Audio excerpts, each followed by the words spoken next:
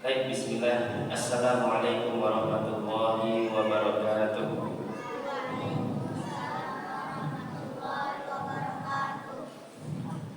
Alhamdulillah, salatu wassalamu ala rasulillah wa ala alihi wa ashabihi ajma'in. Allahumma inni as'aluka ilman nafi'an wa rizqan thayyiban wa amalan mutaqabbalan, amma ba'd. Alhamdulillah, bersyukur kita kepada Allah kembali dipertemukan di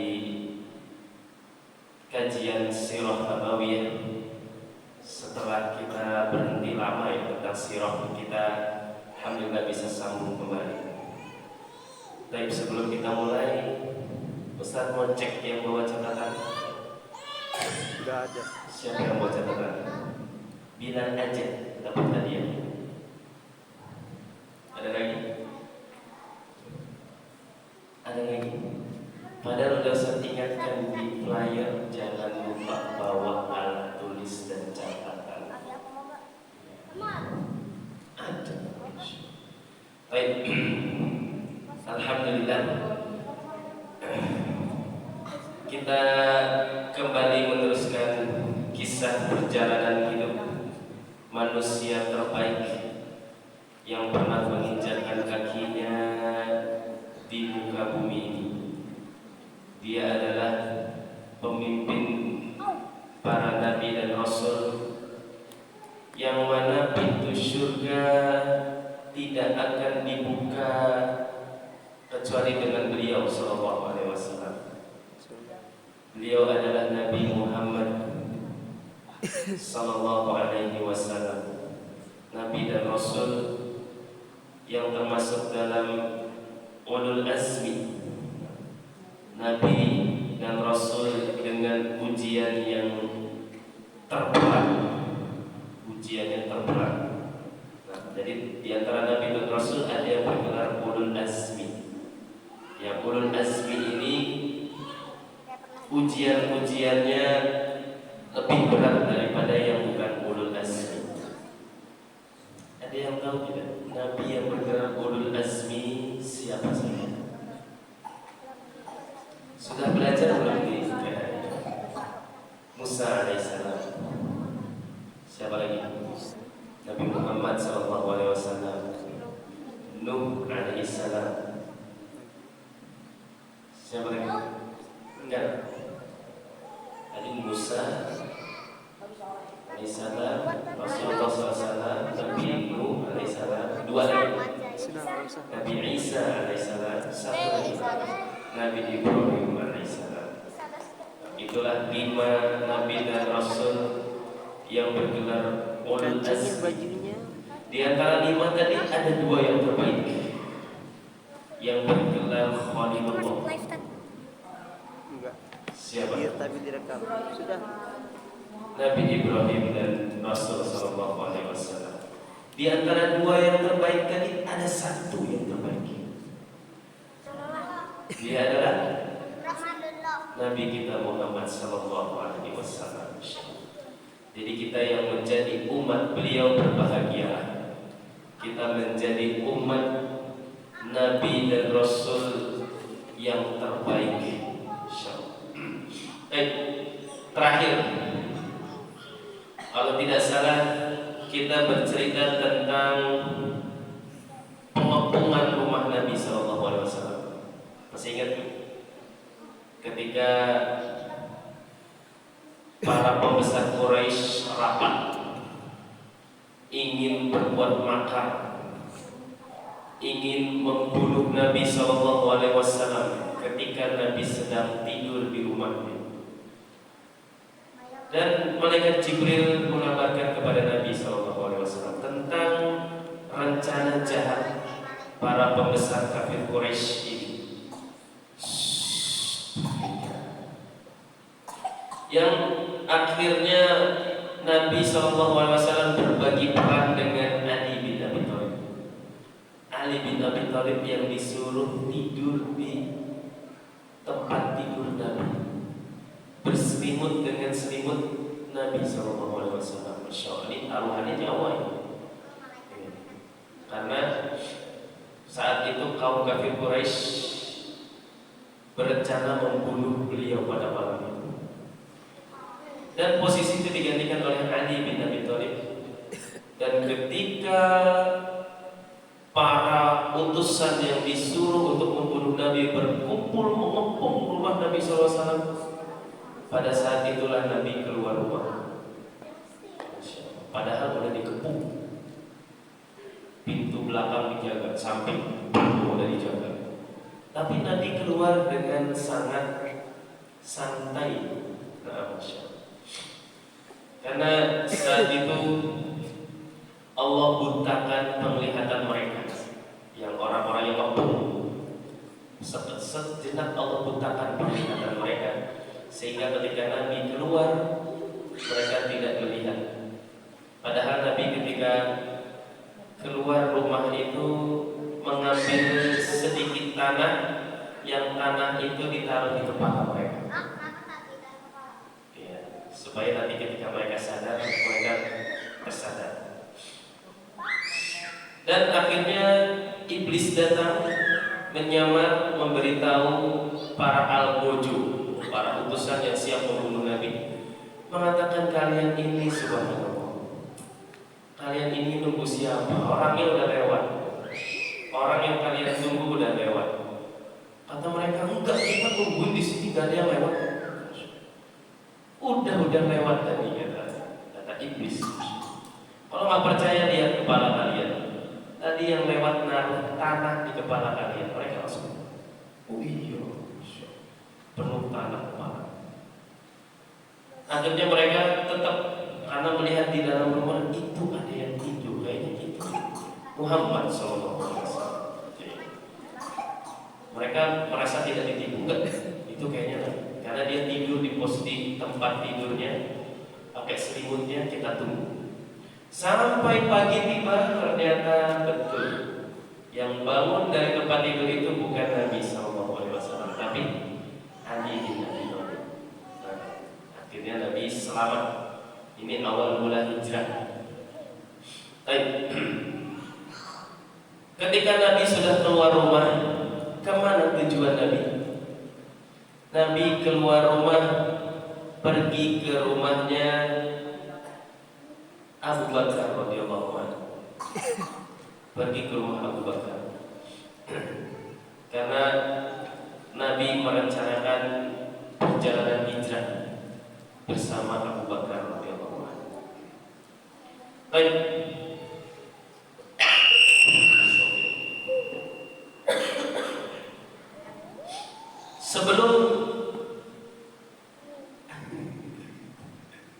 Sebelum Nabi pergi ke Madinah, jadi pada malam itu Nabi tidak langsung pergi ke Madinah, melainkan Nabi punya strategi pergi dulu ke Gua Tur. Jadi kalian bayangkan, jadi misalnya ini Mekah, anggap di peta ya, Mekah itu ada di bawah, Madinah ada di atas. Jadi perjalanan jauh. Ini Mekah, ini Madinah. Nabi dari Mekah gak langsung pergi menuju Madinah, tapi Nabi turun dulu ke bawah. Ini taktik. Jadi gak langsung naik ke atas ke Madinah. Nabi turun dulu, karena Gua Tur dari Mekah itu turun ke bawah. Nabi dan Abu Bakar turun dulu ke bawah, bersembunyi di Gua Tur. Ini strategi. Walaupun pusat kan tambah jauh sebenarnya. Jalannya dari Gua Tur ini tambah jauh, tapi inilah strategi. Nah,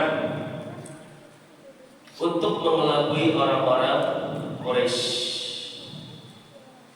Dan ketika orang-orang Quraisy sudah tahu semua, Abu Jahal dan teman-teman pembesar sudah tahu, Muhammad sudah lolos dari pengepungan malam tadi, langsung ada sayembara. Sayembara itu seperti pengumuman berhadiah.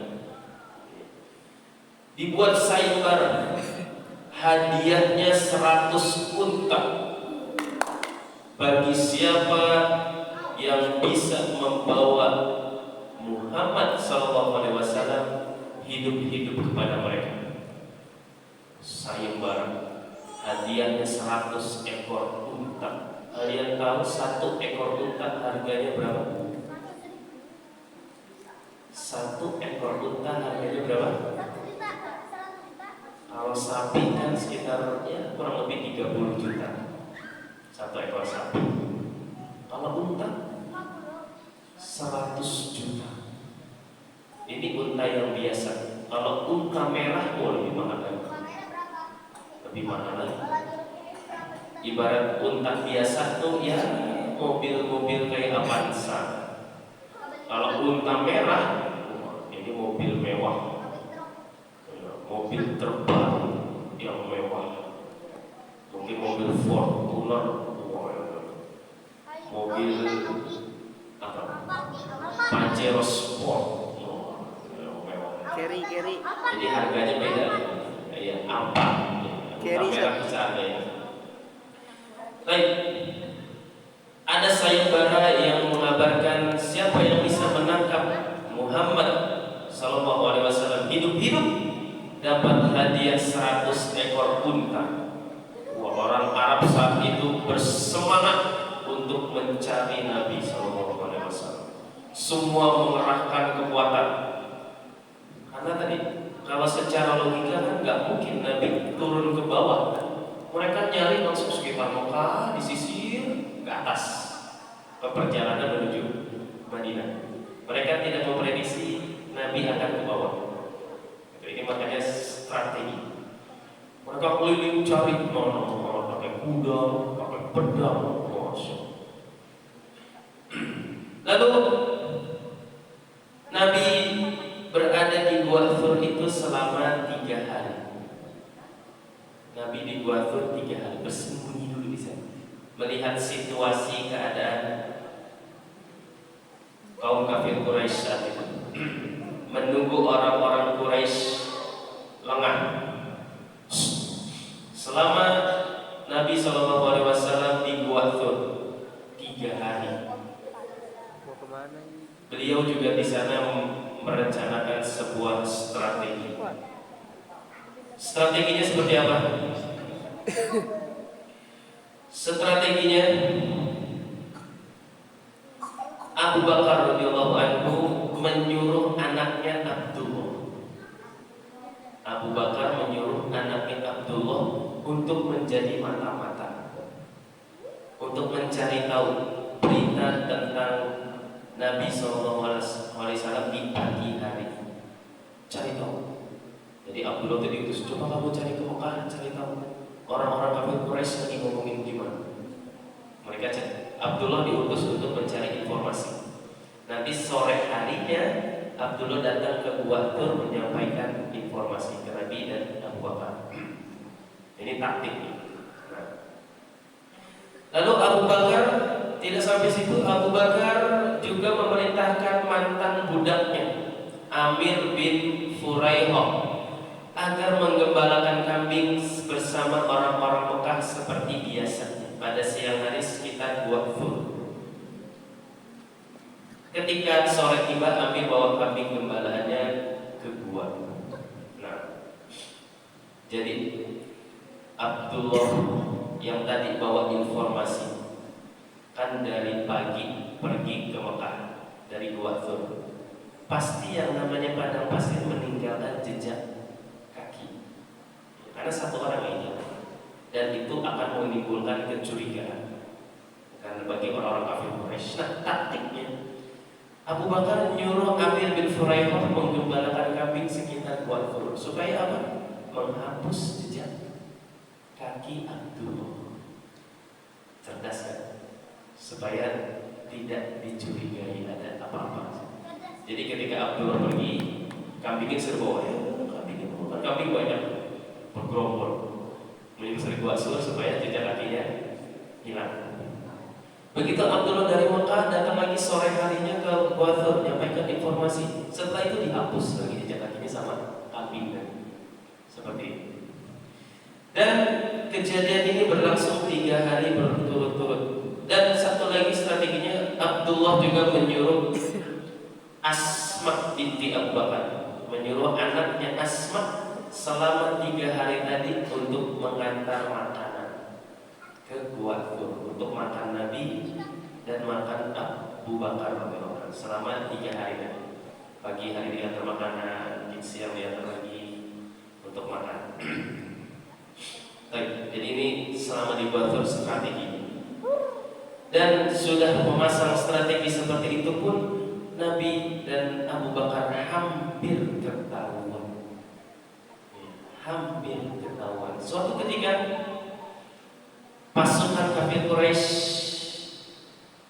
tiba di depan pintu Gua Thur. Jadi Gua Thur itu jangan kalian bayangkan ada di sini datar ya, ada pintu gua masuknya. Gua Thur itu guanya di bawah. Jadi lubangnya tuh di bawah. Ya, jadi Nabi masuk ke bawah sama Abu Bakar. Jadi kalau ada orang di depan pintu gua, berarti orangnya itu di atas. Bayangkan. Jadi pintunya ini di bawah, orang itu bisa ke situ. Mana? Ini pintunya di bawah. Gua Thur di bawah. Jadi pintunya bukan pintu besar di depan gitu, kecil, cuma bisa masuk 1 orang. Jadi kalau Abu Bakar masuk gantian, ya bisa. Ya kayak kalian masuk ke lubang got yang di bawah situ, nah, bisa kan masuk, cuma 1 orang, nggak bisa langsung 2 orang, sempit. Nah, jadi hampir ketahuan. Nah, bahkan Abu Bakar sempat panik saat itu. Berkata kepada Nabi, ya Rasulullah, kalau saja pasukan itu nengok ke bawah, ketahuan gitu, habis gitu. Ya mereka ditangkap, dibawa ke Mekah. Mereka yang nangkap itu dapat 100 ekor unta. Tadi saya bayarnya begitu. Bisa bunyiin kaki nggak? Ya Allah, bisa jadi dibunuh. Karena tadi awalnya malamnya Nabi mau dibunuh. Kata Abu Bakar seperti itu. Kalau saja pasukan itu nengok ke bawah, jadi Nabi melakukan begini. Pintunya di atas. Iya, kalau bersuara ya tahu kan. Makanya Abu Bakar bisik-bisik jempol saja. Ya, kita ketahuan. Tapi Nabi SAW tidak merasa aku slow, santai. Kata Nabi SAW, wahai Abu Bakar, bagaimana kalau kita berdua ada di ukhuwah ini, yang ketiganya adalah Allah. Masya Allah, tenang.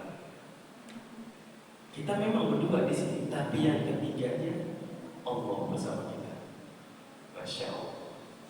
Jadi dari riwayat ini, kalau misalnya ada orang yang merasa berjasa di agama Islam, oh karena aku nih yang berdakwah di Jakarta, makanya Jakarta banyak muslim, aku berjasa untuk agama Islam. Jangan lucu. Nah, sebelumnya Nabi dan Abu Bakar cuma berdua. Di mana dia saat itu? Nabi gak ada yang mau berdua selain Allah Subhanahu wa Ta'ala. Jadi yang menolong agama ini adalah Allah Subhanahu wa Ta'ala. Nah, jadi kita nih usaha kita ya hanya wasilah usahanya. Tapi yang menjadi sebab utama adalah kemudahan dari Allah Subhanahu wa Ta'ala. Nah, baik, selama 3 hari di Gua Thur, akhirnya yang tadi hampir ketahuan enggak jadi ketahuan. Yang pasukan tadi udah di depan pintu, insyaallah enggak tahu. Allah melindungi Nabi. Setelah 3 hari berlalu, dilihat informasi dari Abdullah, situasi sudah mulai aman. Ya, mereka sudah enggak mencari sekitar Mekah, sudah mulai jauh dari.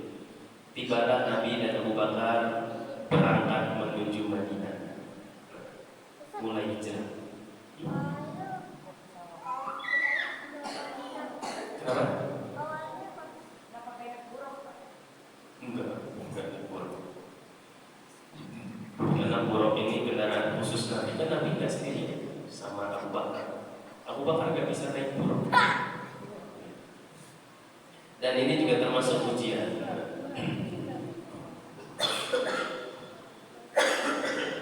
Baik. Asma terakhir datang bawa makanan untuk bekal perjalanan.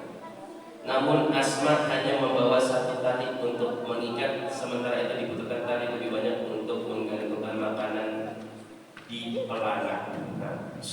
Unta itu kalau mau bawa banyak barang bisa, cuma sangkutannya harus banyak. Ya, kayak kalian naik motor mau bawa belanjaan dari pasar banyak, kan pasti plastiknya banyak, disangkutin sini, sangkutin sini, sangkutin sini. Unta pun sama, sangkutin sini. Nah, ketika Nabi mau berangkat ke Madinah, Asma bawa banyak makanan, cuma Asma bawa talinya cuma satu. Dulu belum ada plastik ya, bawa tali cuma satu. Akhirnya yang satu itu untuk menggantungkan makanan, sisanya gimana? Asma merobek ikat pinggangnya menjadi dua. Asma pakai ikat pinggang, dibuka, disobek. Ini ikat pinggangnya dari kain ini, disobek biar jadi tali. Nah, ini cerdasnya Asma. Satu bagian untuk bekal hijrah Nabi, satu bekal lainnya ia pakai kembali di pinggang. Ya kan ada jalannya, untuk naik ke atas lagi, keluar dari gua. Sampai sekarang goyang nggak ada? Sampai sekarang omongan, Ustaz belum pernah ke sana. Coba tanya ayah. Ayah, gua Tur itu masih ada nggak di sana? Ustaz belum pernah. Doakan semoga kita semua bisa jalan-jalan ke Mekah Al-Mukarramah, insya Allah. Amin.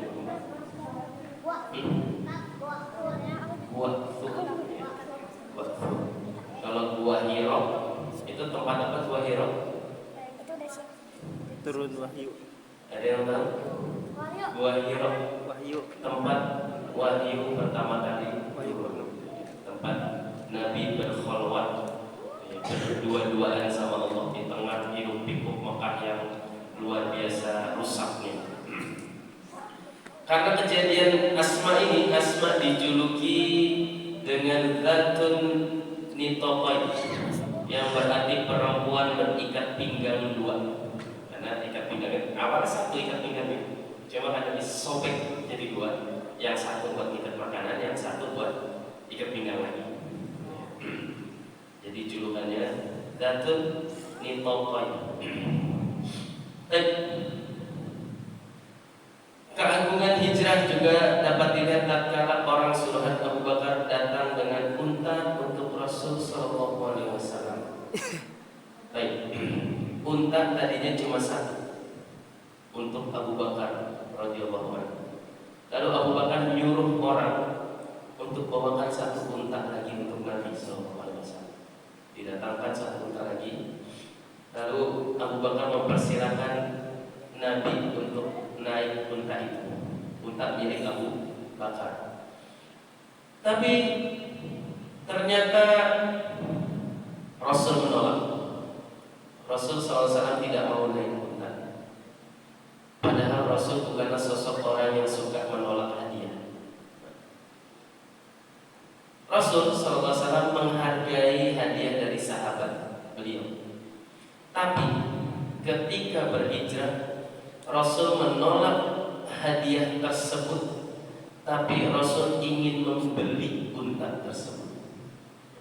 Jadi Rasul nggak mau naik unta pinjaman. Rasul, kau jual untamu, aku beli baru aku naik. Masya Allah. Kenapa? Karena amalan hijrah di sisi Allah itu pahalanya sangat besar. Amalan hijrah. Jadi kalau Nabi naik unta pinjaman, yang dapat pahala siapa? Abu Bakar. Kalau Nabi beli, berarti nanti pahala untanya buat siapa? Buat Nabi SAW. Makanya di sini untuk urusan pahala, untuk urusan akhirat kita harus egois. Nah, di sini Nabi egois. Oh, urusan pahala nggak kompromi, aku beli. Aku nggak mau minjem. Untuk urusan akhirat sama seperti kalian kalau sholat soft pertama nggak boleh tuh, kamu aja silakan maju, aku di belakang aja, nggak boleh. Kalau urusan akhirat kita harus egois. Tapi jangan juga dengan cara yang dolim. Warung depan kelas 1 itu berpikir, wah enggak juga. Harus dengan cara yang makro. Kalau lagi kosong ya kita isi, jangan. Tapi pas kamu apa yang pertama? Jangan. Kalau di sop pertama pas kosong itu nggak boleh. Pas yang pertama. Nah itu kan kosong. Enggak kalau isi katanya nggak boleh. Buat Nah. bapak-bapak. Buat bapak-bapak, anak-anak di belakang. Itu di mana? Jakarta. Oh di Jakarta iya. Kalau di Jakarta selain di masjid yang kita tahu di sini dan di sini juga udah kenal Ishak, kenal Muhammad, insya Allah boleh. Tapi kalau selain masjid di sini seperti itu, jangankan Ishak, Bilal itu tak boleh. Pernah Bilal mau azan di masjid dekat rumah Bilal, dekat rumah neneknya di sana, nggak boleh. Nggak boleh, anak kecil. Iya nggak boleh ada, padahal Bilal udah siap-siap dan jalan dia. Anak kecil nggak boleh azan. Iya. Padahal menurut dia yang azan tuh yang udah kakek-kakek. Iya. Iya. Yang imam juga, iya yang kakek-kakek. Oh, yang imam. Yang dipilih tuh yang paling tua. Ya, kalau masjid yang lain, karena itu mereka belum tahu ilmunya. Padahal yang bagus jadi imam yang hafalannya paling banyak, yang bacaannya paling bagus di antara semuanya. Seperti itu. Tadi Nabi akhirnya membeli untanya Abu Bakar radhiyallahu anhu. Baru setelah dibeli, Nabi naik untanya dan mereka berjalan. Dan Nabi selama perjalanan hijrah ditemani oleh Amir bin Furaihah dan juga Abdullah bin Uraiqid, sang penunjuk jalan. Amir bin Furaihah tadi mantan budak yang disuruh menggembalakan kambing tadi selama di Gua Tur. Kalau Abdullah bin Uraiqid ini kaum kafir Quraisy, dia belum masuk Islam. Abdullah bin Uraiqid masih orang kafir, tapi dia menjadi penunjuk jalan hijrahnya Nabi SAW. Ustaz, gak bahaya Ustaz? Nanti kalau dia berkhianat gimana Ustaz? Dia ngasih tahu kafir Quraisy yang lain posisi Nabi SAW. Abdullah bin Uraiqid ini memang masih belum Islam, tapi dia terkenal amanah. Dia terkenal amanah. Ya, kalau dibilang nanti jangan bilang-bilang ya. Kalau selama perjalanan dia dulu. Dan Abdullah bin Uraiqid ini adalah orang yang paling paham jalan dari Mekah ke Madinah. Paling paham. Sampai jalan-jalan motong jalannya dia tahu. Karena saat itu belum ada Google Map kayak sekarang. Kalau sekarang ada Google Map ya, mau ke Bogor, pasar Puncak pas, langsung di Google langsung jalan sini gitu. Ya. Bahkan ada yang disasarin masuk ke jurang sama Google.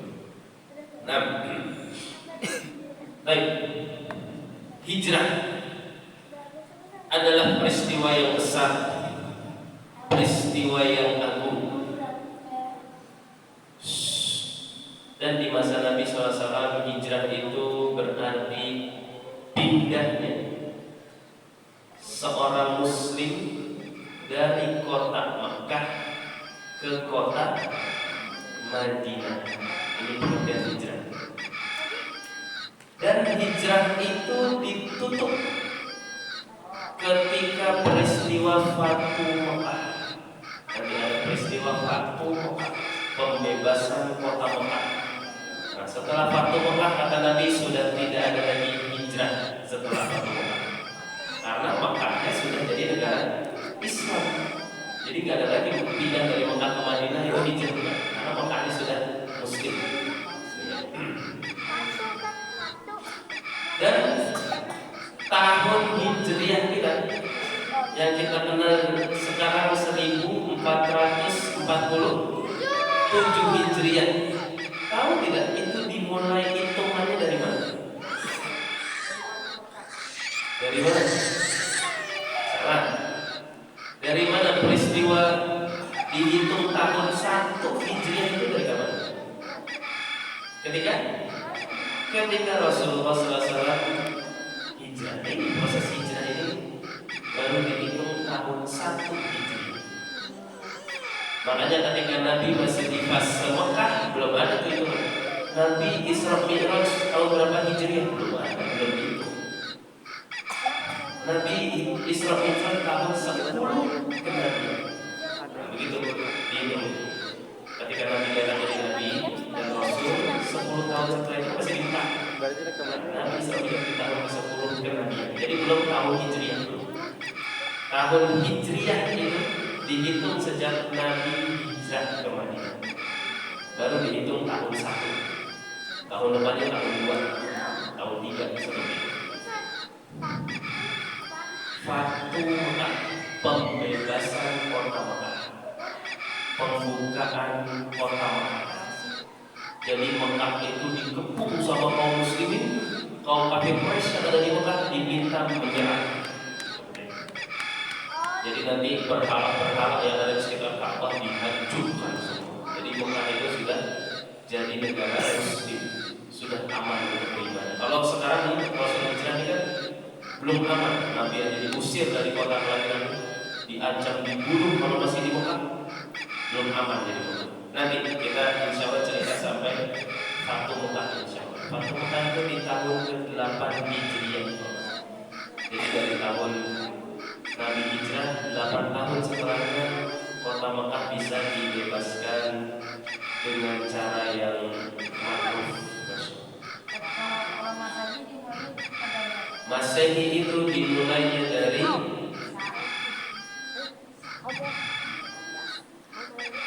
kalau tidak salah ya, dari Nabi Isa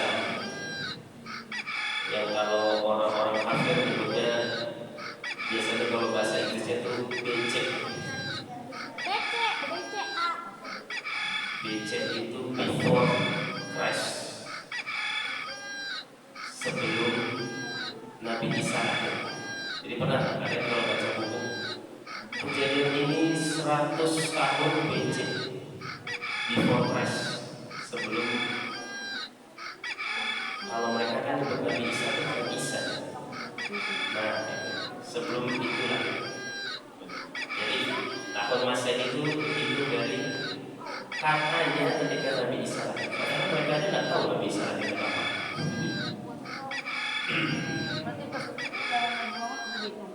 Sudah, makanya kan tahunnya lebih banyak Masehi. Nah, sekarang kita 2026. Tahun Hijriah itu masih 1447. Jadi kalau kalian hitung selisih berapa? Selisihnya 2026 dikurang 1447. Itu 1447 bukan dihitung ketika Nabi lahir, ketika Nabi hijrah. Nabi hijrah itu umurnya sudah 5. Nabi berarti berapa ya? Nabi wafat 53. Sekitar 52 tahun Nabi hijrah. Jadi Nabi 13 tahun di Mekah, 10 tahun di Madinah. Jadi 13 tahun di Mekah.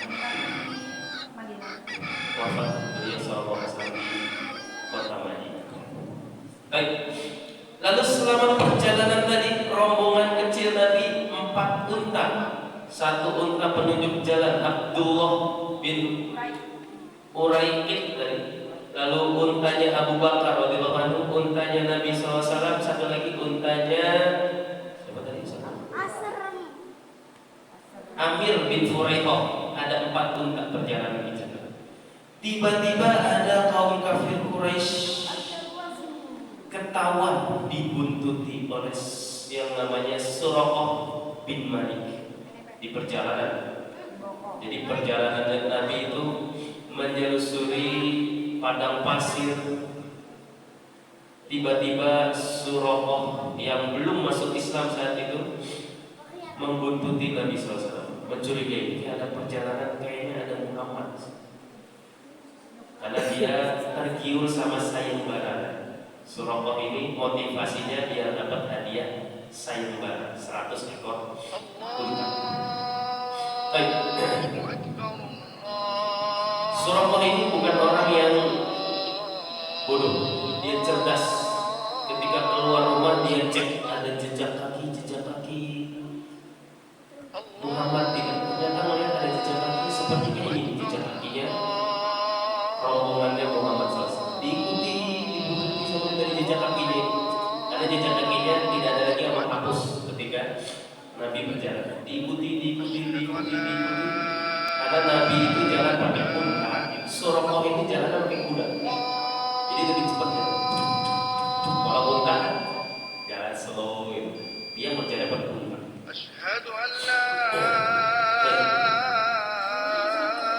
Lalu ketika kudanya sedang lari cepat menelusuri jejak Muhammad, tiba-tiba pertolongan Allah datang. Tiba-tiba kudanya kesandung, akhirnya dia jatuh dari kuda, lempar kayak orang naik motor kenceng, motornya jatuh, ininya kan lempar. Ini kudanya jatuh kesandung, dia naik lempar. Tapi dia masih pikiran sepertinya aku lagi sial aja, karena dia belum muslim. Aku lagi sial, jatuh, kudanya kesandung.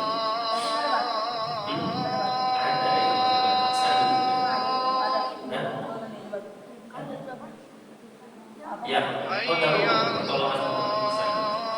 Lalu tiba-tiba katanya kayaknya aku lagi sial aja. Suraqah akhirnya naik kudanya lagi, balik lagi, semangat lagi, telusuri jejak-jejak. Ketika lagi lari kencang, tiba-tiba kudanya tergelincir jatuh, dia lempar 2 kali lempar. Tapi Suraqah masih tetap berambisi. Aku masih bisa mencari, aku masih bisa menelusuri. Akhirnya naik lagi kudanya, dia pacu lagi kudanya, menelusuri jejak-jejak itu. Lalu tiba-tiba sudah dekat nih, sudah terlihat rombongan Nabi SAW. Tiba-tiba kudanya bukan lagi kesandung, kaki kudanya itu terperosok ke dalam tanah, sampai kudanya tuh kakinya nggak bisa dikeluarkan, masuk ke tanah kuda. Lalu Suraqah jatuh lagi terpelanting 3 kali terpelanting. Lalu akhirnya karena kudanya kakinya nancep keluar, dia bantuin kaki kudanya buat keluar dari tanah. Lalu ketika keluar kaki kudanya, keluar asap laksana angin badai berdebu. Ketika keluar kaki kudanya dari tanah, keluar asap banyak, keluar asap. Melihat kejadian tersebut, Suraqah menyadari bahwa Muhammad ini bukan manusia biasa. Karena 3 kali dia jatuh. Ada apa? Kalau sekali mungkin lagi sial aja. Kalau ada, ini sampai 3 kali jatuh. Lalu itu akhirnya dia ngomong sendiri, aku ini Suraqah bin Jushum. Tunggulah, aku ingin mengatakan sesuatu kepada kalian. Kan udah kelihatan rombongan. Aku mau mengatakan sesuatu kepada kalian. Demi Allah, aku tidak berniat buruk kepada kalian, kata Suraqah. Udah, niatnya udah bukan untuk sayembara lagi. Lalu Rasulullah pun memerintahkan kepada Amir bin Furaih untuk menuliskan surat jaminan keamanan bagi Suraqah bin Malik. Akhirnya ditulis surat jaminan keamanan. Surat ini penting nanti di perang-perang yang Nabi ikuti. Kalau ada surat ini jaminan keamanan, nggak boleh dibunuh. Kalau dibunuh melanggar jaminan. Karena Nabi yang menjamin keamanannya Suraqah bin Malik. Kenapa dijamin keamanannya? Karena Suraqah Suraqah udah ketemu Nabi, tapi tidak berniat jahat lagi saudara. Ya. Dan Suraqah janji nggak akan ngomong sama orang-orang Quraisy posisi Nabi di mana. Dia janji. Walaupun aku tahu kamu ada di sini, aku nanti balik ke Mekah, aku akan ngomong-ngomong. Makanya kata Nabi tulis surat jaminan keamanan buat Suraqah bin Malik. Nah, Masya Allah. Tapi silakan azan dulu. Kita kemanakan azan. Patur ya patur.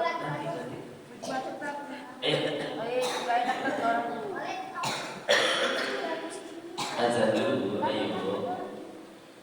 Ubay. Bisa. Patur ya patur. Apa tembaknya itu? Oh, Ayo azan. Ubay, Wali. Ayo, pahalanya besar. Ayo azan. Ada apa?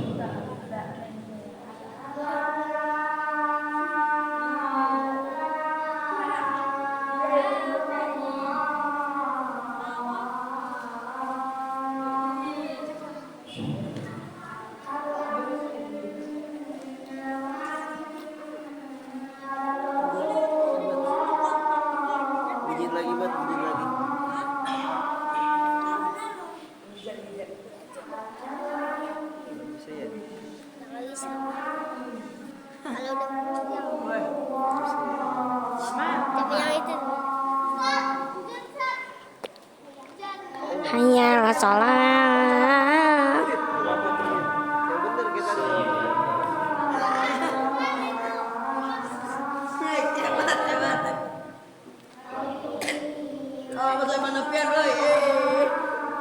Masuk TV boy.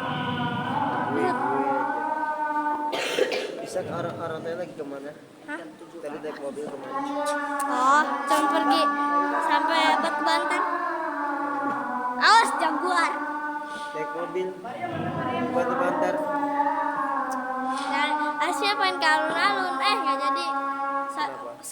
Abis ini, abis sholat isya. Oh, jaguar, jaguar. Tapi tadi baru tes kan, tapi lagi Juventus. Coba tangan. Susah. Mana nggak bisa? Susah. Masih di video. Video. Nantinya masuk Islam. Ini kondisinya sebelum masuk Islam. Sudah. On cam. Abdullah. Sudah ayo maju. Insyaallah sampai situ dulu cerita kita. Kejadian tentang hijrahnya Nabi, bagaimana Nabi SAW sulitnya. Bangun. Duduk. Kehidupan beliau, bagaimana beliau Siapa diancam, itu? dibunuh Duduk. selama di Mekah sampai akhirnya beliau Haidar, harus duduk yang benar, berhijrah Haidar. ke kota Madinah. Ishak, duduk Lalu yang harus benar. bersembunyi di Gua Tur. Rauf, Lalu yang benar duduknya menghadap Ustaz. harus berjalan menuju Ustaz Madinah Istiqlal. dengan perjalanan yang tidak mudah, perjalanan yang sulit dengan jarak yang cukup jauh. Baik, kita bagi-bagi hadiah sekarang. Nah, bagi-bagi hadiah tuh. Pertanyaan. Jangan. Pertanyaan. Ya sudah. Jangan. Baik. Siapa duduk. Ingat ya, peraturannya angkat tangan, jangan langsung menyebut jawaban.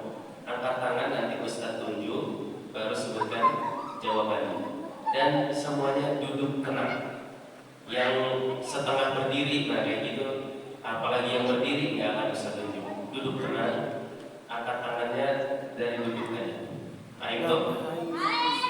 Biasain. Pertanyaan pertama, Silakan. siapa yang menggantikan Nabi untuk tidur di ranjang Nabi dan berselimut Nabi? Ishak. Ali bin Abi Thalib. Barakallahu fiik. Pertanyaan berikutnya, siapa yang memberitahu para algojo kalau Nabi SAW sudah keluar rumah? Usman. Salah. Iblis. Masya Allah. Jin salah. Pertanyaan berikutnya, ke rumah siapa Nabi setelah keluar rumah? Ibu Surokok. Abu Bakar radhiyallahu anhu. Berikutnya, boleh ya, belum dulu. Masih ada 6 lagi. Pertanyaan berikutnya, setelah dari rumah Abu Bakar, kemana Nabi pergi? Makkah. Gua tuh, Masya Allah. Salah. Pertanyaan berikutnya, Berapa hari? apa strategi beliau ketika bersembunyi di Gua Tur? Ada beberapa tadi. Ada Pergi ke beberapa. rumah. Nah, Pergi ke rumah. Pertama, menyuruh Abdullah untuk ngapain Abdullah? Mandi. Menjadi mata-mata mencari informasi ya, tentang kondisi Gimana, kaum Patur? Patur nyuruh Abdullah mandi. Mengembala kambing itu Amir bin Furaihah disuruh untuk mengembalakan kambing untuk menghapus jejaknya Abdullah. Yang ketiga, Asma bin Abu Bakar untuk ngantar makanan. Nah, Masya Allah, empat lagi. Iya, jawab pertanyaannya dulu. Di batu bata. Pertanyaan berikutnya,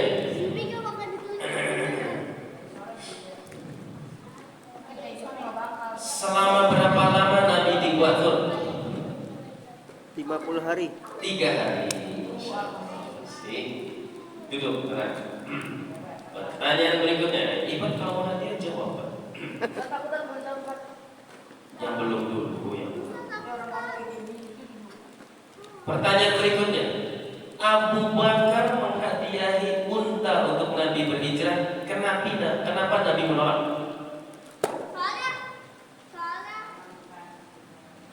Karena bukan punya Nabi Muhammad. Kenapa ditolak? Kan Nabi orangnya nggak senang menolak hadiah. Biasanya diterima hadiah. Karena Nabi mau. Karena pahala hijrah itu sangat besar. Nah, Nabi juga ingin mendapat pahala dari hijrah. Pertanyaan berikutnya, yang belum dulu. Nanti kalau yang belum nggak ada yang bisa jawab, baru kalau kamu bisa jawab. Pertanyaan berikutnya, siapa penunjuk jalan hijrah Nabi dari Mekah ke Madinah? Ayo tadi, siapa penunjuk jalan? Siapa? Surah itu yang membuntuti kan? Bukan memang ada. Cerdas. Gimana? Mantap. Yang punya Google juga belum lahir. Siapa? Ada yang bisa? Ishak bukan? Ishak bukan nih? Ini namanya ini siapa? Abdullah bin apa? Kalau ini Abdullah bin Bakar nih. Abdullah bin Malik. kurang tepat. Bukan. Ya, jadi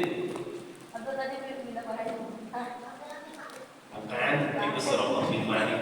Abdullah bin Ruwaikib. Abdullah bin Ruwaikib. Siapa Abdullah bin Ruwaikib? Muslim kah? Muslim. Amin. Besok. 3, siapa dia? Yahudi? Kafir apa? Kafir Quraisy. Kasih untuk Isa. Baik. Pertanyaan